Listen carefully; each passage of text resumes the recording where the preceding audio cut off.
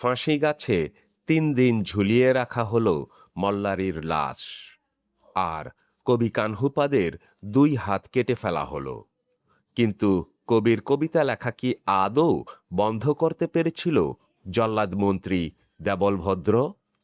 হ্যাঁ, প্রিয় শ্রোতা, এই প্রশ্নের উত্তর আমরা পেয়ে যাব আজকের এই শেষ পর্বটিতে। প্রিয় শ্রোতা, দীর্ঘ 2.5 মাস আমি উপন্যাসটি শুধু আপনাদের উদ্দেশ্যে পাঠ করেছি। উপন্যাসটি ভালো লাগলে লাইক ও সাবস্ক্রাইব করে পাশে থাকার অনুরোধ করছি। প্রিয় শ্রোতা, চলুন তাহলে উপন্যাসের শেষ পর্বটি শুনি। সে রাতেই কানহুপাদ একটা গীত বানানোর চেষ্টা করে। নগর বাহিরে রে ডম্বিতে হরি কুঁড়িয়া, ছোট সই যাইসি ব্রাহ্মণরিয়া। লিখে ওর ভালোই লাগে। এমন সরাসরি এর আগে ও আর কখনো লিখতে পারেনি। একবার লিখেছিল, কিন্তু শেষ করেনি। এখন মনে হয় সরাসরি লেখার দরকার। সরাসরি না লিখলে প্রকাশটা তীব্র হয় না। সবরই গীতটা শুনে প্রথমে থমকে থাকে, তারপর চেঁচিয়ে ওঠে, ঠিকই লিখেছ কানু।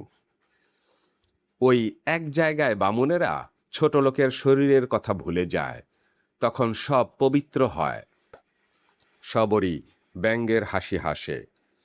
সবরীকে বড় ভালো লাগে কানহুপাদের। সবরী কখনোই খুব একটা মনোযোগ দিয়ে ওর গীত শোনে না। আজ কানহুপাদের গীত সবরীকে অন্যরকম করে দেয়। সকালে পটহ মাদল দিয়ে ডম্বি ওই গীত গায়। বনো উল্লাসে উন্মত্ত হয়ে ওঠে ওর কণ্ঠ। দুপুরের মধ্যে পুরো পাড়াতে গীতটা গাওয়া হয়ে যায়। দারুণ উত্তেজনা সর্বত্র। জোয়ান ছেলেরা হাততালি দিয়ে পথে ঘাটে গীতটা গায়। দেশাখ বলে, কানুদা এতদিনে মনের কথা লিখেছে। কানহুপাদকে জড়িয়ে ধরে ও। কানহুপাদের চোখ দীপ্র জলে। সব মেদ ঝরে গেছে। শরীরের কাঠিন্য দৃষ্টিতে ঝলসে ওঠে। ওরা তোমাকে রেহাই দেবে না কানুদা। কানহুপাদ দেশাখের কাঁধে হাত রাখে। ভয় পাই না দেশাখ। এক কানু গেলে কি হবে, তোরা তো আছিস। পরদিন রাজার লোক এসে ধরে নিয়ে গেল কানহুপাদকে। কানহুপাদ শান্তই ছিল, হইচই করেনি। ও জানতো হইচই করলে শারীরিক অত্যাচারই বাড়বে, আর কোনো ফল হবে না। ওর হাতিয়ার কলম। কানহুপাদ সেটাই অটুট রাখতে চায়। একটি অস্ত্র নিয়েই ওদের কাছে নতি স্বীকার করবে না। কানহুপাদ শান্ত ছিল, তবু কানহুপাদের কোমরে দড়ি বেঁধেছিল ওরা।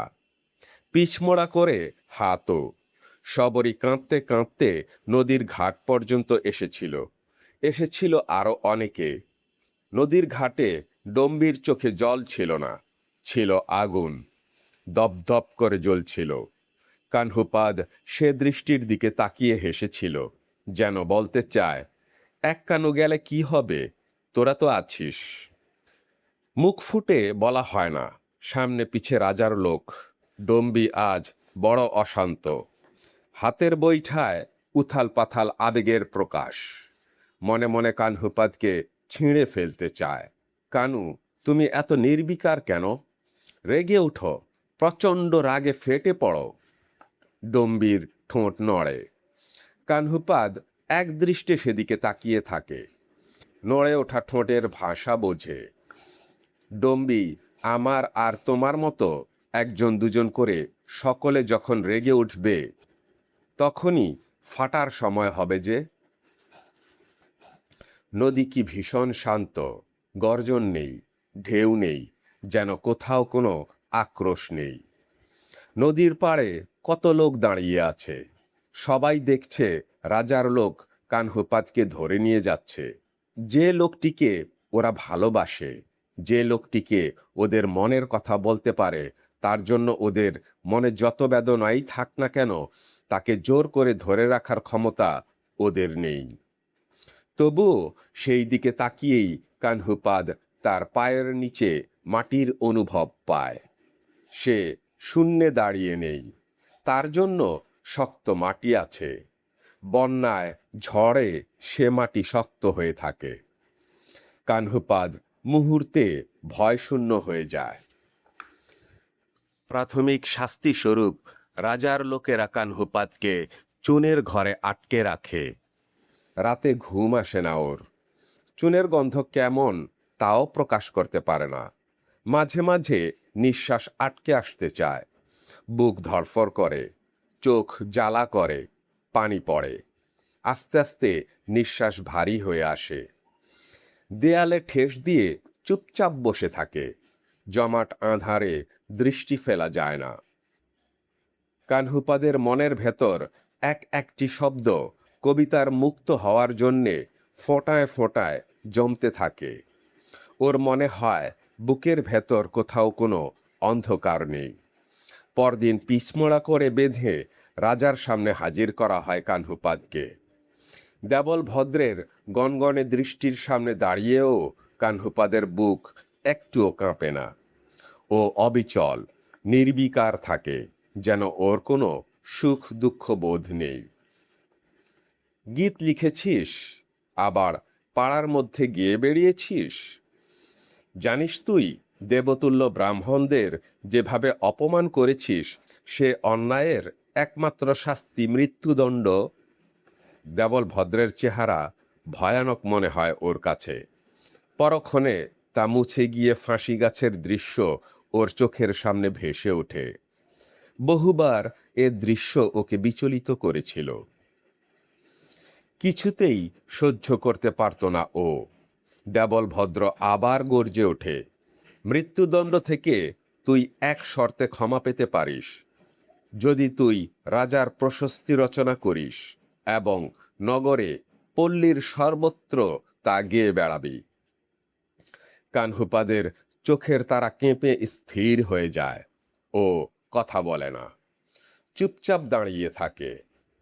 ও ভীষণ আশ্চর্য হয়ে অনুভব করে যে ওর হাঁটু কাঁপছে না, মাথা ঘুরছে না, চোখের সামনে থেকে আলো সরে যাচ্ছে না। ও দারুণ শক্তি অনুভব করছে। কথা বলছিস না যে? দেবল ভদ্র হুঙ্কার দিয়ে ওঠে। রাজাকে আমি চিনি না। বলিস কি? আমি আমার লোকদেরই চিনি, আমি তাদের কথাই বুঝি। রাজার কথা তোকে লিখতে হবে কেন? রাজা আমার কেউ না। এই, একে নিয়ে গিয়ে আটকে রাখ, সোজা আঙ্গুলে ঘি উঠবে না। ওর আরো শাস্তি দরকার। রাজার লোক কানহুপাদকে টানতে টানতে নিয়ে আসে, ধাক্কা দিয়ে আবার চুনের ঘরে ফেলে দেয়। দরজা বন্ধ হয়ে গেলে ওর হাঁটুতে চিনচিনে জ্বালা শুরু হয়। বোঝা যায় কেটে গেছে, রক্ত ঝরছে। উপুর হয়ে পড়ে যাওয়ার ফলে থুতনিতেও লেগেছে। না, কানহুপাদের বুকে কোনো ব্যথা নেই। কানহুপাদ দেয়ালে ঠেস দিয়ে শরীরের যন্ত্রণা ভুলবার চেষ্টা করে। শবরীর কাছে দিনরাত সব সমান হয়ে যায়। কখনো শুকনো মুখে চাঁচড় বেড়ার ঘরে বসে থাকে, কখনো একা একা ঘোরে। উস্কো খুস্কো রুক্ষ চেহারা কবিতার ভিন্ন আঙ্গিকে ফুটে ওঠে। কানু ছাড়া ও আর কিছু বোঝে না। সেই কানুর জন্যে এখনো শবরীর চোখে জল আসে। কখনো দৃষ্টিতে আগুন জ্বলে। জল আর আগুন এখন শবরীর রাত দিনের সঙ্গী। শুয়ে শুয়ে পোষা ময়ূরটার সঙ্গে কথা বলে। তোর কি মনে হয় কানুকে রাজা মেরে ফেলবে? না রে না, তুই একটা পাগলা। কানুকে আমি ভীষণ ভালোবাসি। আমার এত ভালোবাসা রেখে কানু মরবে কেন? কানু মরতে পারবে না। কিন্তু শবরীর কানু মরবে না, কানুকে মেরে ফেলবে। ওকে ফাঁসি গাছে ঝুলিয়ে রাখা হবে। না, তাহলে আমি রাজবাড়ি আগুন দিয়ে পুড়িয়ে দেব। দাউ দাউ আগুনে জ্বলে উঠবে ওই বাড়ির সব ঘর, পুড়ে ছাই হয়ে যাবে। শবরীর চোখের আগুনে আবার জল আসে। একলা ঘরে কেঁদে বুক ভাসিয়ে দেয় ও। নাওয়া খাওয়া কিছুই ভালো লাগে না। কানুর জিনিসপত্রগুলো গুছিয়ে রাখে, বেড়ায় গোঁজা কলমটা লুকিয়ে রাখে। গত রাতে ও স্বপ্ন দেখেছিল যে রাজার লোক এসে পুরো ঘর তছনছ করে কলম খুঁজছে, কলমটার জন্য শবরীর উপর অত্যাচার করে। তবু কলমটি দেয়নি, ও কিছুতেই বলেনি কোথায় রেখেছে। রাজার লোকেরা শেষ পর্যন্ত ওকে শাসিয়ে চলে গেছে। ঘুম ভাঙার পর কেমন নিথর হয়েছিল শবরীর অনুভূতি। রাত কত বুঝতে পারেনি। বিছানা থেকে উঠে জানালায় দাঁড়িয়েছিল। বুকটা হু হু করে ওঠে, ভেঙে আসতে চায়। শবরী নিজেকে ধরে রাখতে পারে না। বিছানা ভালো লাগে না, ঘর ভালো লাগে না। ইচ্ছে করে অনেক দূরে চলে যেতে। কানু ফিরে এলে কানুকে নিয়ে অন্য কোথাও চলে যাবে ও। সেখানে মনের সুখে গীত লিখবে কানু। অনেক লোক নিয়ে আসর বসবে, সেখানে গীত পড়া হবে, গাওয়া হবে। কানুর বুকের ভাষা সবার বুকের ভাষা হয়ে মুখে মুখে ফিরবে। ওদের আর কোনো দুঃখ থাকবে না। তেমন একটা জায়গা কি হবে না যেখানে ওদের মুখের ভাষার গীত লিখলে রাজার লোক মারতে আসবে না? সেখানে রাজা প্রজা সব এক হয়ে যাবে। তেমনি একটি জায়গা কি কোনোদিন হবে না? খুব বড় জায়গা ওদের দরকার নেই, ছোট একটু জায়গা হলেই হয়। ওরা ঠাসাঠাসি করে থাকবে, মোটা কাপড় মোটা ভাতে ওদের দিন কেটে যাবে। স্বপ্ন দেখে শবরী। স্বপ্ন দেখলে মন ভালো হয়ে যায়, অন্তত কিছুক্ষণ ওর কষ্ট থাকে না। স্বপ্ন দেখে কানহুপাদ। বন্ধ কুঠুরির অন্ধকারে বসে স্বপ্ন দেখা ছাড়া ও আর কিছু করতে পারে না। চুনের গন্ধে যখন শ্বাস নিতে কষ্ট হয়, দম আটকে আসে, তখন স্বপ্ন দেখলে নিঃশ্বাস সহজ হয়। বুক হালকা হয়ে যায়। সারাদিনে একবার খাবার দেয় দ্বাররক্ষী, তাও পরিমাণের তুলনায় একদম কম। পেট ভরে না। ক্ষুধায় নাড়ি ভুঁড়ি ওলটপালট করে।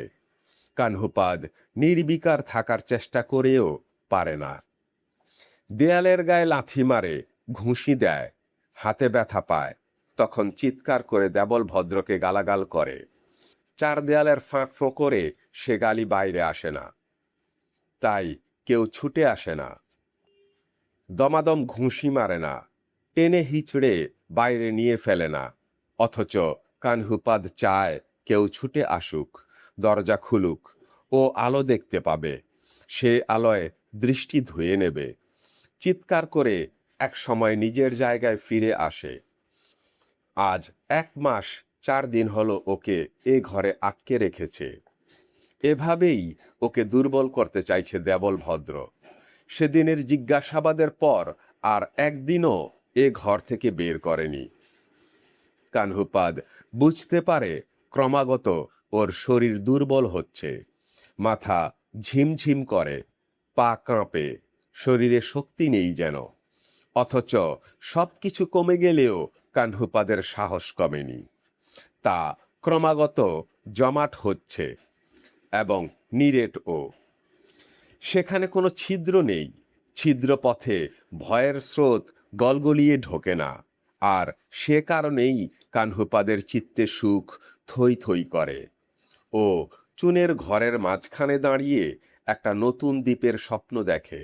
সে দ্বীপকে নিজেদের মতো করে কেমন করে গড়ে তুলবে সে পরিকল্পনাও করে। 3 দিন পর রাজার লোক ওকে দরবারে নিয়ে এলে দেবল ভদ্রের ক্রূর হাসি দু কানে এসে বাজে। কানহুপাদের মাথা ঝিমঝিম করে, দাঁড়াতে কষ্ট হয়। ও ধপ করে মেঝের উপর বসে পড়ে। কিরে, তেজ কমেছে? কানহুপাদের মাথা মাটির দিকে। দেবল ভদ্রের দিকে তাকায় না, এভাবেই উপেক্ষা করতে চায়। ওর বারবার মনে হয় ওর পায়ের নিচে শক্ত মাটি আছে, কিন্তু দেবল ভদ্রের নেই। দেবল ভদ্রের সব প্রতাপ, ক্ষমতা, দম্ভ, অহংকার নিয়েও সে চোরাবালির উপর দাঁড়িয়ে আছে। এই মাথা ওঠা। কানহুপাদ মাথা সোজা করে, সঙ্গে সঙ্গে বুকটাও টান হয়ে যায়। কেমন বুঝছিস? এবার আমার কথায় রাজি তো? কানহুপাদ কথা বলে না, অন্যদিকে তাকিয়ে থাকে। এই, কথা বলছিস না যে? লিখবি আমাদের রাজার কথা? লিখবি আমার কথাও? রাজা তো দয়ালু, কত মহৎ, প্রজাদের সুখের জন্য রাজার প্রাণ কাঁদে। না। শব্দটা কানহুপাদের মুখ থেকে ছিটকে বেরিয়ে আসে। না? দেবল ভদ্র মাটিতে পা আছড়ায়। আমার মুখের উপর না বলার সাহস তোর কোথা থেকে হলো শুনি? ধরাকে সরাজ্ঞান করতে শিখেছিস? না, তা কেন? আমার ভাষায় আমার লোকের কথাই হয়, রাজা রাজরার কথা হয় না। ঠিক আছে, মজাটা টের পাবি। একবারে মারব না তোকে, তিলে তিলে মারব। এই, নিয়ে যায় কে। আগামী রোববার ওর 2 হাত কেটে ফেলা হবে। তোরা ওর শাস্তির ব্যবস্থা কর। রক্ষী কানহুপাদকে টানতে টানতে নিয়ে যায়। একজন ওকে বলে, কেন যে মিছিমিছি গো ধরেছিস? হাত দুখানা গেলে লিখবি কি দিয়ে? যা বুঝিস না তা বলতে আসিস না। কানহুপাদ রুখে দাঁড়ায়। বাবা, তেজ এখনো কমেনি, শালার মরার ভয়ও নেই। কানহুপাদের হাঁটতে কষ্ট হয়, মাথার ঝিমঝিম ভাবটা তীব্র হয়েছে। কানহুপাদের বমি বমি লাগছে। অন্ধকার কুঠুরিতে ফিরে আসার পর কানহুপাদ অবসন্নের মতো বসে থাকে।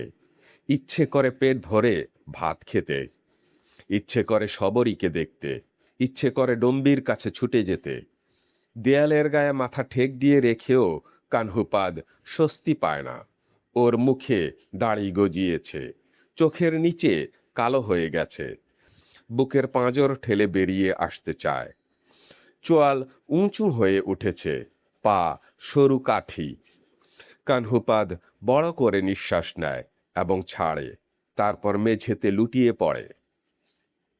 ডম্বির মেদহীন ধারালো শরীর ঝকঝকে ইস্পাতের ফলা হয়ে গেছে। এখন আর শুধু নৌকা বাইতে ভালো লাগে না, মনে হয় দেশাখের কাছে তীর ধনুক ছোঁড়া শিখবে। তাহলে হয়তো একটা কিছু করতে পারবে। শুধু দড়ি কাছি আর বৈঠায় কিছু হয় না। এখন হাত চায় অন্য কিছু, চায় অন্য জিনিস। ডম্বি অন্যমনস্ক হয়ে নৌকার উপর বসে থাকে। দেবল ভদ্রের ভাগ্নের মুখ ভেসে ওঠে। বড় জ্বালায়, রাতের অন্ধকার হলেই হুলো বেড়াল হয়ে দরজার পাশে এসে শব্দ করে। ডম্বির মনে হয় বড় গ্লানি। এ গ্লানির কথা কানু তার গীতে লিখেছে। কানু ব্যঙ্গ করেছে। অপমানে ডম্বির বুক জ্বালা করে। আর এটা লেখার জন্যেই কানুকে ধরে নিয়ে গেছে। দপ করে জ্বলে ওঠে ও। প্রতিশোধ নিতে হবে। কোমরে গোঁজা ছুরির উপর হাত রাখে।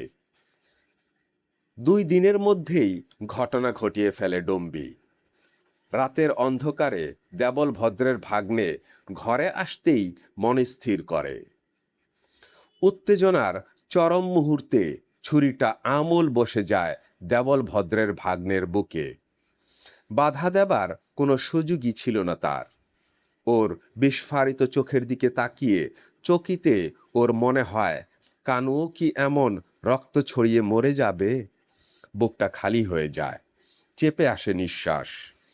ডম্বি তর্জনী দিয়ে রক্তের রেখায় আঁকি বুকি কাটে। কানুর জন্য বুকটা ফেটে চৌচির। কানু ছাড়া কিছু ভালো লাগে না। ডম্বির বুকে শোকের পাহাড় গড়ে ওঠে, ফুঁপিয়ে ফুঁপিয়ে কাঁদতে থাকে। ভোর হতেই ওর ঘরে লোক এসে ভরে যায়।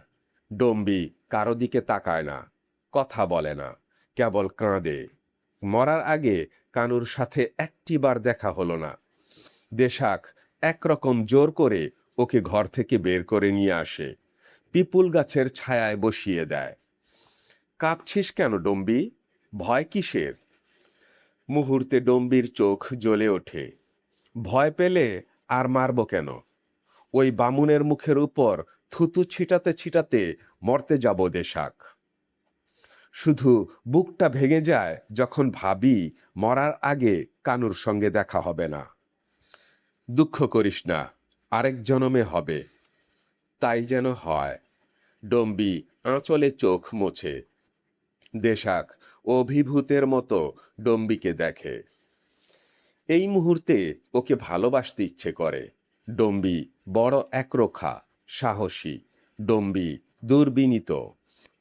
এই সাহসটা সবার বুকের মধ্যে থাকলে ওদের অবস্থা অন্যরকম হতো।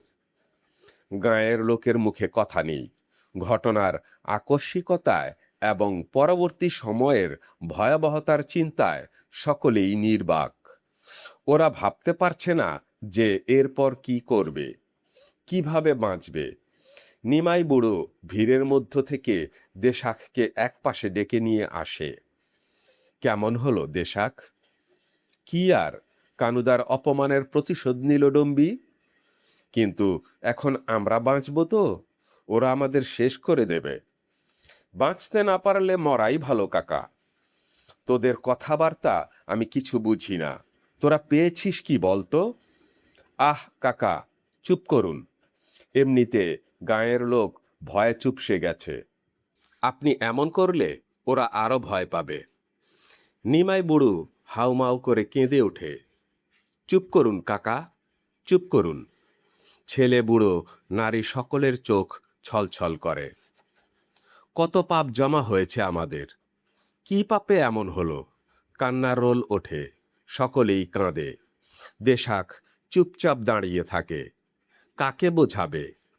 এখনো যারা নিজেদের কথা ভাবতে শেখেনি তাদের কাছে দেশাখের উপদেশ অর্থহীন। ও দাঁত কিড়মির করে। এখন ওদের জন্যে বড় ধরনের একটা আঘাত প্রয়োজন। সে আঘাতে ওদের চেতনার পলকা ছায়া ভেঙে গুড়িয়ে যাবে। তারপর ওরা দাঁড়াবে কোমর সোজা করে, বুক টান করে। তার আগে নয়। ও চুপচাপ সরে পড়ে, ডম্বির কাছে এসে দাঁড়ায়। এত দিনেও কানুকে ছাড়লো না। কানুকে কি ওরা মেরে ফেলবে দেশাক? জানি না। দেশাখের গলা কেঁপে যায়, অন্যদিকে তাকিয়ে থাকে। কানু আমাদের সবার জন্যে লড়ছে। একটা বামুন মেরে দেখলাম আমরাও মারতে পারি। আমরা শুধুই ছোট লোক নই। এই সুখ নিয়েই আমি মরতে পারবো দেশাক। ডম্বির মুখে ক্ষীণ হাসি। দেশাক, আমার কথা তোর মনে থাকবে? ডম্বি, ডম্বি রে।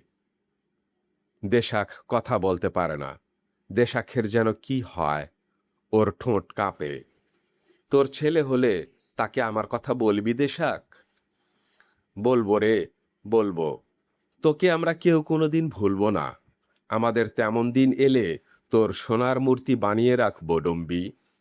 দেশাক কান্না চাপতে দ্রুত ওর সামনে থেকে সরে যায়। ডম্বি পিপুল গাছে ঠেস দিয়ে চোখ মোছে। রাজার লোক যখন গায়ে আসে সূর্য তখন মাথার ওপর। ডম্বির হাত দুটোই পিছমোড়া করে বেঁধে কোমরে দড়ি দিয়ে টানতে টানতে নিয়ে যায়। আশেপাশে কেউ নেই। ডম্বি একা। এতক্ষণ যারা মজা দেখার জন্য ভিড় জমিয়েছিল তারা রাজার লোক আসতে দেখেই পালিয়েছে। শুধু দেশাক অনেক দূর থেকে ওর সঙ্গে ঘাট পর্যন্ত আসে। কাছে আসতে পারে না। রাজার লোকদের শরীরে আগুন, হাতে লাঠি, মুখে গালাগালির বর্ষণ। নৌকায় ওঠার সময় ওদের একজন ডম্বির পাছায় লাথি মারল। তাল সামলাতে না পেরে ডম্বি হুমড়ি খেয়ে পড়ে গেল নৌকার উপর। একজন ওর পিঠের উপর পা রাখল। ডম্বি ওঠার চেষ্টা করতে গিয়ে পারল না। ওর হাত বাঁধা বলে আবার গড়িয়ে পড়ে গেল। দেশাখের ইচ্ছে করল ছুটে গিয়ে ডম্বিকে বুকে তুলে নেয়। এই ঘটনার পর কারো চোখে ঘুম নেই।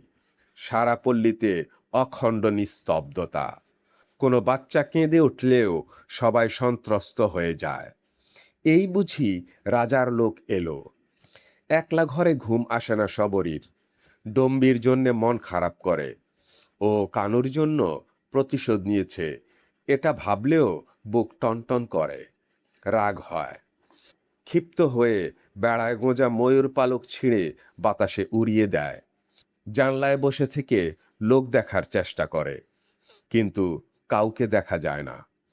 একজন লোক দেখার জন্যে সবরীর বুক খাঁ খাঁ করে। মাঝে মাঝে দেশাক আসে, শুকনো মুখে বসে থাকে, দু চারটে কথা হয়। দেশাখের গলা ভাঙা, ফ্যাস ফ্যাস করে। কিছু ভেবো না বৌদি, কানুদা নিশ্চয়ই ফিরে আসবে। কানু তো ওদের কথা শুনছে না, কানুকে ওরা মেরেই ফেলবে। আকস্মাৎ দুজনের কথা ফুরিয়ে যায়। সবরই জানালার কপাটে মাথা রেখে কেঁদে ফেলে। আজও সন্ধ্যার দিকে দেশাক আসে।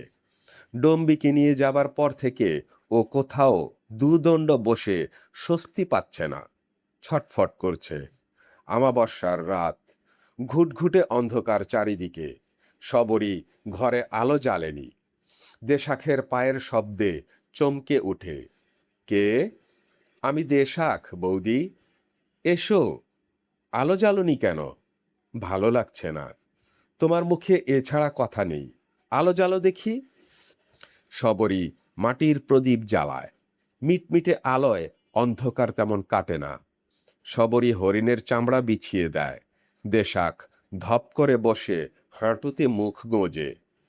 শরীরের ভার কোথাও ফেলে দিতে ইচ্ছে করে। আজ ওর হৃদয় শুধু ডম্বির জন্যে, সেখানে আর কেউ নেই, এমনকি বিশাখাও না। সকালের ঘটনার পর থেকে ডম্বি ওর হৃদয়ে মূর্ত হয়ে উঠেছে। দড়ি, কাছি, বৈঠা হাতে দুর্বিনীত ভঙ্গিতে। এর বাইরে ডম্বির অন্য কোনো ভঙ্গি নেই। দেশাক, বলো, ডম্বি কি আমার চাইতেও কানুকে বেশি ভালোবাসতো? এসব কথা থাক বৌদি, তুমি এড়িয়ে যাচ্ছ। না, তা নয়। আমি বুঝি ওদের অত্যাচারের বিরুদ্ধে আমাদের প্রতিবাদ জানানো প্রয়োজন ছিল। ডম্বি সেটা করেছে, কানুদা করেছে, একে একে আমরা সবাই করব। আর আমি বুঝি ডম্বি আমার চাইতেও কানুকে বেশি ভালোবাসতো। সে কারণে ওর জন্যে মরতে পেরেছে, আমি পারিনি। ডম্বিকে তুমি চিনতে পারোনি বৌদি, তোমার মন খারাপের কারণ নেই।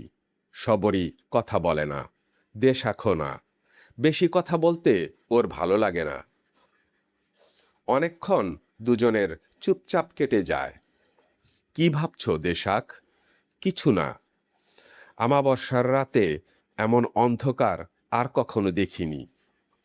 এটা তোমার মনের ভুল। মনের ভুল? হ্যাঁ, তুমি দুশ্চিন্তায় আছো, তাই এমন ভাবছ। সব আমাবস্যার রাতই একই রকম। কই, তেমন অন্ধকার তো আমার মনে হচ্ছে না। কোনো কিছুই আমার ভালো লাগে না দেশাক।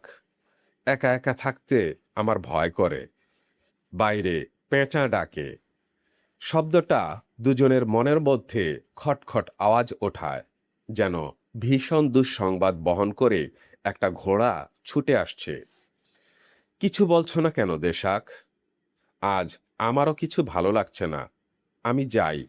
তোমার কিছু দরকার হলে আমাকে খবর দিও। সবরই কিছু বলার আগেই টিলার গা বেয়ে নেমে যায় দেশাক। অন্ধকারে ওকে দেখা যায় না।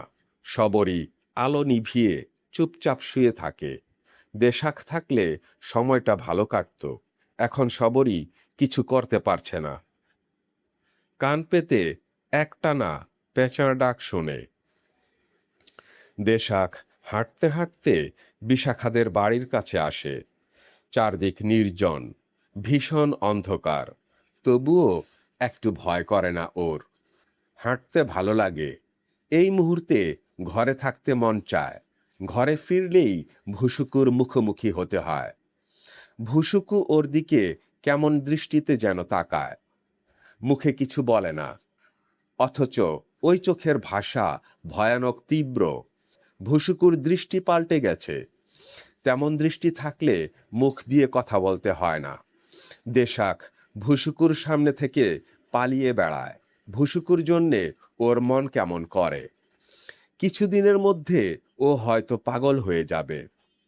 এসব ভাবনা ভাববে না বলে দেশাক মাথাটা ঝাঁকিয়ে নিয়ে টিলা বেয়ে বিশাখাদের বাড়ির দরজায় আসে। বিশাখার মা শুকনো মুখে বসে আছে। কেমন আছো মাসি? আর থাকা থাকি। বিশাখার বাবার শরীর ভালো না, তুমি বসো বাবা। দেশাক দরজার কাছেই বসে। ঘরে মিটমিটে আলো। একসাথে ভাই বোনগুলো ঘুমোচ্ছে। বিশাখা ওর বাবার মাথার কাছে বসে আছে। বুড়ো কাশছে। আমাদের কি হবে বাবা? কেন মাসি? সকালে কেমন একটা কাণ্ড হলো। এমনিতেই আমাদের অবস্থা ভালো না, তারপর সারাক্ষণ মনে হচ্ছে ওই বুঝি রাজার লোক এলো। বিশাখা তো সারাদিন কিছু খায়নি, কেবলই ভয় পাচ্ছে। জানালার কাছে বসে থাকে, রাস্তা দেখে। দেশাক চুপ করে থাকে। ভয় কোথায় নেই, ওর নিজের মনের মধ্যেও আছে। সেটা প্রবল নয়, ও সাহস রাখতে পারে। তোমার মা কেমন আছে দেশাক? ভালো। বাবা? বাবা বেশি ভালো না, এখন তখন অবস্থা, বড্ড কষ্ট পাচ্ছে। তুমি বসো। বিশাখা, ওকে 4টে মুড়ি দে। বিশাখার মা উঠে চলে যায়। দেশাক কি করবে বুঝতে পারে না। বিশাখার বাবার গলা থেকে ঘর ঘর শব্দ আসছে। দেশাক এক মনে সেটা শোনে। মুড়ি খাও। বিশাখার মুখ শুকনো, কণ্ঠ দিয়ে স্বর বেরোতে চায় না। দেশাক হাসে, আস্তে করে বলে, ভয় পাচ্ছ কেন?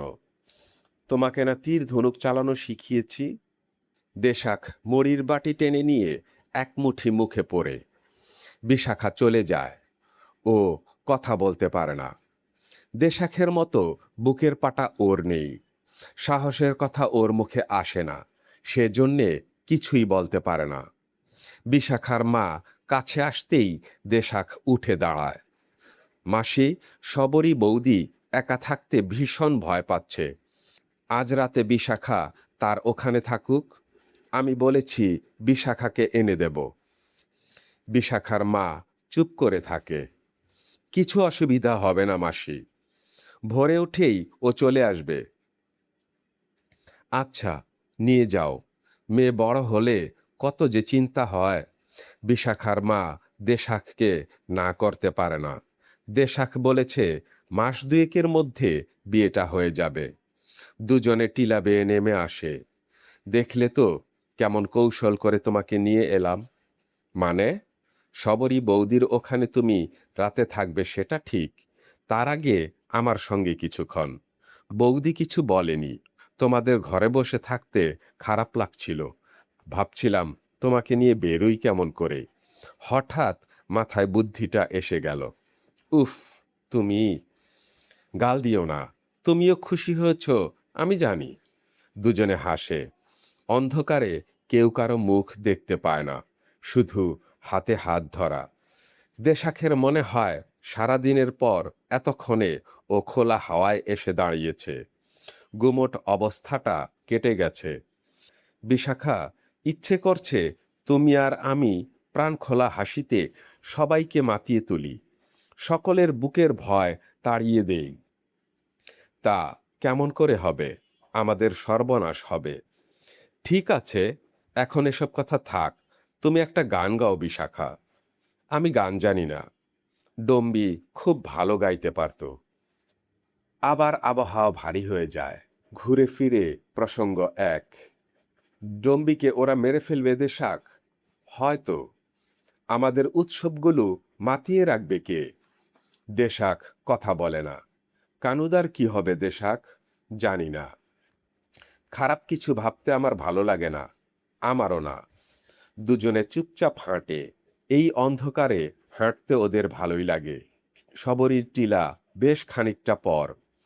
চালতা গাছের কারুকাজময় ঘন পাতার আড়ালে বসে পেঁচা ডাকে। মহুয়া ফুলের গন্ধ আসছে। এখনো তোমার ভয় করছে বিশাখা? হ্যাঁ। জোরে জোরে কথা বলো, ভয় কেটে যাবে। জোরে কথা বলতেও আমার ভয়। তাহলে কি করব? জানি না। উফ, যা অন্ধকার। চলো দৌড়াই এবং প্রাণ খুলে হাসি। দুজনে হাত ধরাধরি করে দৌড়ায়। বিশাখা হোঁচট খেলে দেশাক বুকে তুলে নেয়। পরদিন সকালে ডম্বিকে ফাঁসি গাছে ঝুলিয়ে দেওয়া হলো। চারদিক থমথম করছে। ভয়ে কেউ ঘর থেকে বের হয় না। দেশাক নদীর ঘাটে বসে থাকে। কি করবে বুঝতে পারে না। নিমাই এসে ওর কাঁধে হাত রাখে, বলে, দেশাকদা, চলো তীর ধনুক নিয়ে বনে যাই। হাত কেমন নিষ্পিস করছে। আজ থাক নিমাই। কেন? ডম্বির জন্যে মন কেমন করছে। আমরা কেউ ডম্বির মতো সাহসী হতে পারলাম না। চলো ডম্বির লাশ নিয়ে আসি। দেবে না তো? জোর করে আনবো। সেটা আমিও ভেবেছি, কিন্তু লাভ কি? তাহলে হয়তো কানুদাকেও মেরে ফেলবে। কানুদাকে আমাদের ভীষণ দরকার নিমাই। ঠিক বলেছ। কানুদাকে ছাড়া আমরা কেমন একা হয়ে যাই। দুজনে বসে থেকে নদীর বয়ে যাওয়া দেখে, আকাশ দেখে, দূরের বন দেখে, এবং দুজনে একসঙ্গে লক্ষ্য করে আজ কোনো খেয়া পারাপার নেই। ডম্বির নৌকা বাতাসের ধাক্কায় এপাশ ওপাশ করে। রাজার আইন, ফাঁসি গাছে 3 দিন ঝুলিয়ে রাখা হবে ডম্বির লাশ। সেদিনই কানহুপাদকে বের করে নিয়ে আসা হলো চুনের ঘর থেকে। ঠিক মতো হাঁটতে পারে না, মাথা টলে। দ্বাররক্ষী ওকে ধাক্কা দিয়ে দরজা দিয়ে বের করে দিতে দিতে বলে, তোমাদের এটাকে তো শেষ করা হয়েছে, এবার তোমার পালা। কানহুপাদ দেয়াল ধরে নিজেকে সামলে নিতে নিতে আঁতকে ওঠে। বুকের ধুকপুকানি বেড়ে যায়। তবু জোরে শ্বাস নিয়ে বলে, কাকে শেষ করা হয়েছে? ওই যে মেয়ে লোকটা নৌকা বাইতো, সাহস কত! বামুনের গায়ে ছুরি বসিয়ে মেরে ফেলেছে। বাপের জন্মেও এমন কথা শুনিনি। কি যে শুরু করেছে এরা! কানহুপাদের মনে হয় ও পায়ের তলায় মাটি খুঁজে পেয়েছে। হাতের কাছে শক্ত অবলম্বনও। না খাওয়ার ফলে শরীরটা কেমন ঝিমিয়ে গেছে, কেবল এদিক ওদিক লোপাট খায়। এতক্ষণে কানহুপাদ সোজা হয়ে দাঁড়ায়। ডম্বির হাসি বুকের ভেতরে বাজে। কি গো কানু, বড্ড ভয় পেয়েছিলে বুঝি? আর কেউ না থাকুক, আমি তো আছি তোমার কাছে। একটুও ভয় পেও না তুমি। রাজদরবারে যাবার পথে দূর থেকে ডম্বির লাশ দেখতে পায় ও। কানহুপাদ চোখ ফেরাতে পারে না। অবিকল তেমনই আছে ডম্বি, একটুও বদলায়নি।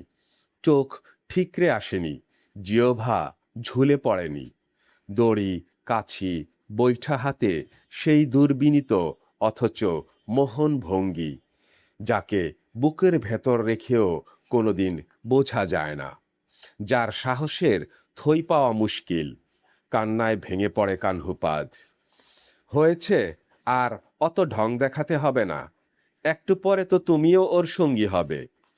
রক্ষীর গুঁতো খেয়ে স্থির হয়ে যায় কানহুপাদ। চোখের সামনে সবকিছু সাদা লাগে।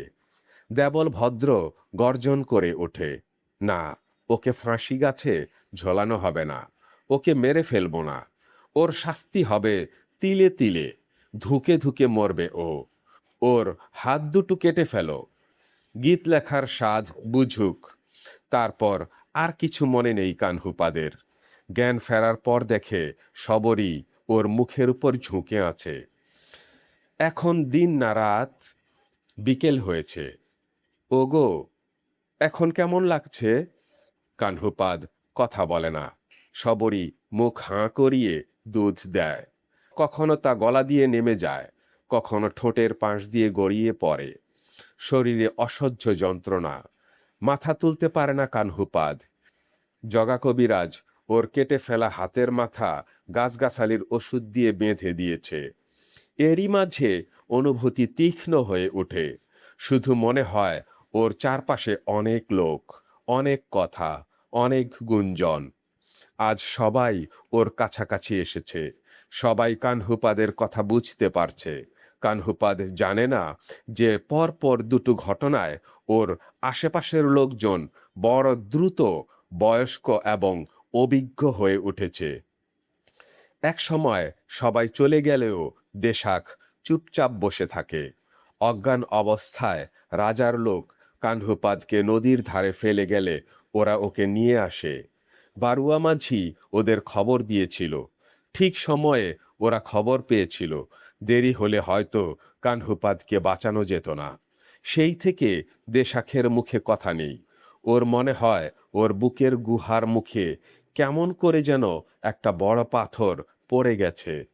সেটা ঠেলে কিছুতেই কথা বেরিয়ে আসতে পারছে না। দেশাখ বোবা হয়ে থাকে। কানহুপাদের আঙুলগুলো নেই, নইলে সেগুলো জড়িয়ে ধরলে দেশাক একটা অবলম্বন পেত। সন্ধ্যার দিকে চোখ খোলে কানহুপাদ। দেশাক ওর মুখের উপর ঝুঁকে আছে। কেমন লাগছে কানুদা? একটু ভালো। চুপচাপ শুয়ে থাকো, সব ঠিক হয়ে যাবে।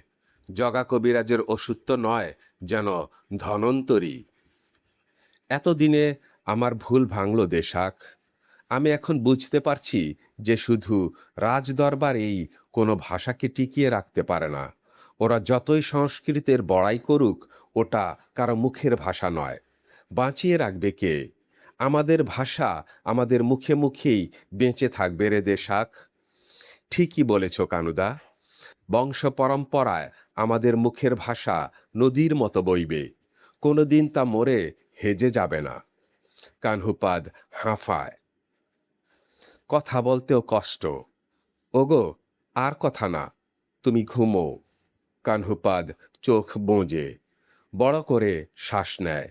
জগা কবিরাজের ওষুধে কাজ হয়েছে, ব্যথা এখন অনেক কম। দেশাক আস্তে উঠে আসে। আজ রাতে তুমি আর আমি সারা রাত কানুদার পাশে বসে থাকবো বৌদি। আমরা কেউ ঘুমোবো না। ঘুম কি আর আসবে? আমি একটু ঘুরে ফিরে আসি বৌদি, দেখি নিমাই ওরা কি করছে, ওদেরকেও ডেকে নিয়ে আসি। খুব সজাগ থেকো বৌদি। দেশাক চলে গেলে শবরীর কেবল কান্না পায়। অনেক রাতে শবরীর কান্নায় ঘুম ভেঙে যায় কানহুপাদের। কাঁদছ কেন সই? শবরী আঁচলে চোখ মোছে। আমার কিছু হয়নি সই। এখন থেকে আমি বলবো আর তুমি লিখবে। দেবল ভদ্র ইচ্ছে করলেই কি আর আমার গীত লেখা বন্ধ করতে পারবে? তুমি আমার কাছে এসে ঘুমোও। ঘুম আসে না শবরীর। কানহুপাদ আবার ঘুমিয়ে যায়। শবরী কাঁথাটা কানহুপাদের গলার কাছ পর্যন্ত টেনে দেয়, কপালের চুলগুলো সরিয়ে দেয়। কানু একদম শুকিয়ে গেছে, গালের হাড় ঠেলে বেরিয়েছে। অনেকদিন ঘুমায় না কানু। শবরীর আশ্রয়ে এখন নির্বিবাদে ঘুমোচ্ছে।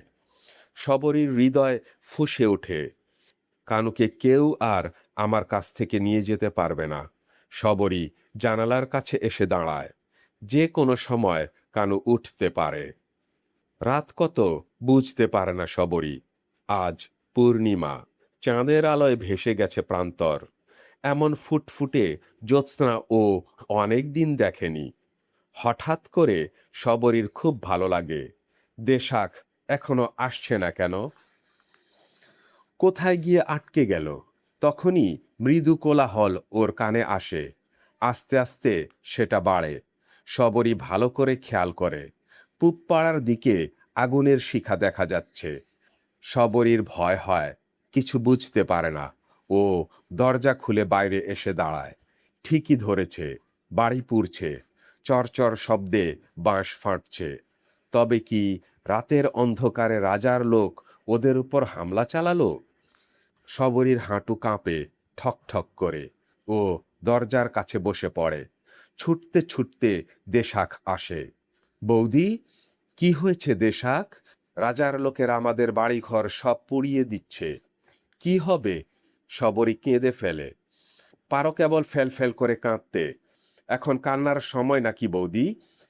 নিমাই, অরুণ, আরো বাকি সবাইকে লাগিয়ে দিয়ে এসেছি। ওরা অন্ধকার থেকে তীর ছুঁড়ে ওদের অনেকগুলোকে ঘায়েল করেছে। তবে ওদের সঙ্গে আমরা পারবো না, ওরা তো অনেক। তাই আমি ছুটে এসেছি কানুদার জন্যে। কানুদাকে অন্য জায়গায় নিয়ে যেতে হবে। কোথায় যাবে? বনের কাছাকাছি যে বড় টিলাটা আছে, ওখানেই আমি সবাইকে যেতে বলেছি। লোকজন ওই দিকে দৌড়ুচ্ছে।